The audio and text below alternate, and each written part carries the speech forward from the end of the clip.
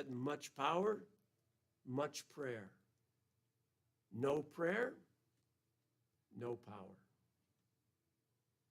Unfortunately, the church in America today is weak and anemic simply because it doesn't pray. You know, speaking to his followers, Jesus said, men ought always to pray and not faint, implying that if we don't pray, we might faint. Christians are fainting today under the stresses of life and the pressures of life simply because they don't pray. You know, we need to do what the old hymn says. Are we weak and heavy laden, cumbered with a load of care? Precious Savior, still our refuge. Take it to the Lord in prayer.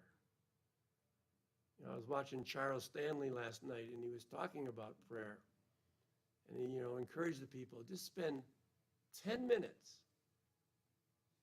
quietly, not when you're driving in your car, not when you're walking, not when you're out and about, but just quietly at home, maybe in your bedroom or whatever, and just talk to the Lord and pray and see what he does in your life. Jesus said, come unto me, all you who labor and are heavy laden, and I will give you rest. Well, guess what? We come unto him through prayer. Peter said, casting all your cares upon him, for he cares for you. The New Living Translation renders that verse this way. It says, give all your worries and cares to God, for he cares about you. Well, we do that through prayer. That's how we bring our cares to him. That's how we cast them upon him. Let me ask you this. If Elon Musk, everybody know who he is? He just bought Twitter for, I don't know, $30 billion or something. If Elon Musk or Bill Gates came to you and said, ask whatever ask me for whatever it is you need and I'll give it to you. It doesn't matter what it is, just ask me. What would you do? I'll bet you some of us would go ask for whatever we could get. Well, guess what? The God who owns the cattle on 1,000 hills, the God whose streets are paved with gold, we sang about that this morning. The one who can do exceedingly abundantly above all that we could possibly ever ask or think, says ask, and it shall be given to you. Is all he says is just come and ask. Just come to me. So Paul says, therefore, I exhort, first of all.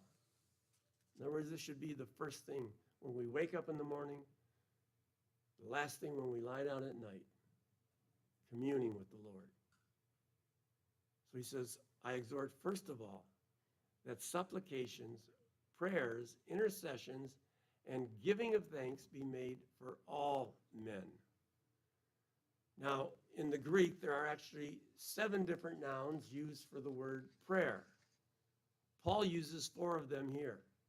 Supplications refer to making a request for a particular need. It's asking the Lord to meet some need in our life.